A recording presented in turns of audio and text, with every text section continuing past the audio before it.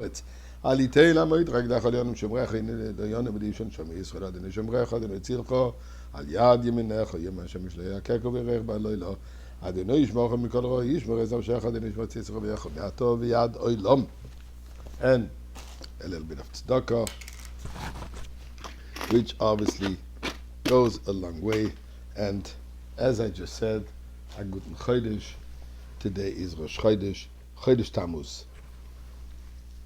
The month of Tamuz is one which particular month. It's a month which is the fourth month of the Jewish calendar, but it's more than just the fourth month. It is a month which has so many different events, and they seem to be contradicting. They seem to be completely disconcerted. And let's see if we can somehow find a common denominator between all these events.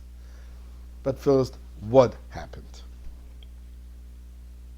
First of all, the name Tammuz. We know that biblically the months had no name. The Torah speaks about numbers: the first month, the seventh month, the fourth month, etc.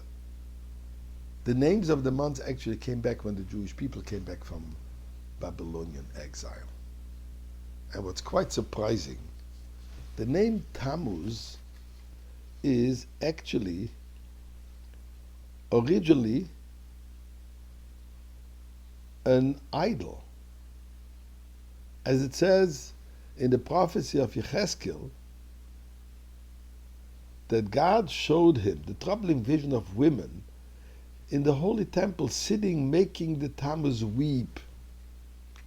And Rashi explains over there that the Tammuz was an idol made out of copper that could be heated from the inside. And when it was heated, the eyes gave the impression that it was tearing.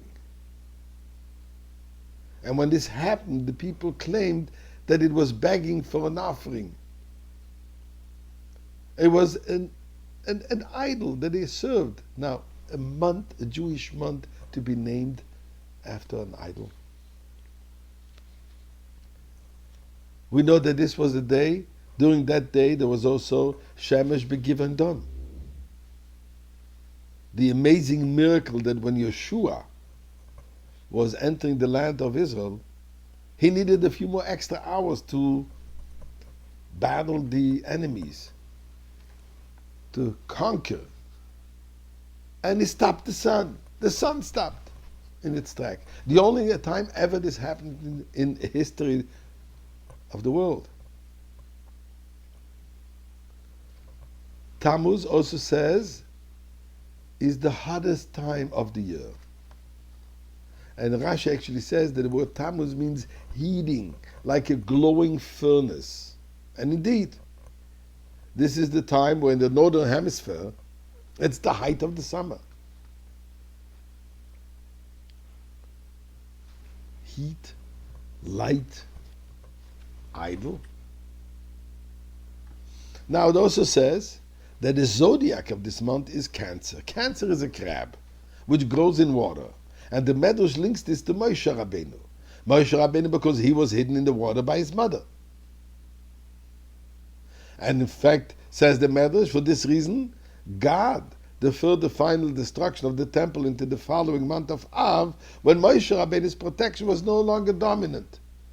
So, the month protected the destruction of the temple, yet we know that this is the time when we start the 3 weeks, the fast of the 17th of the Tammuz, the 3 weeks of mourning, which starts in the month of Tammuz. So the month of Tammuz reminds us many things. The breach of the walls of Jerusalem,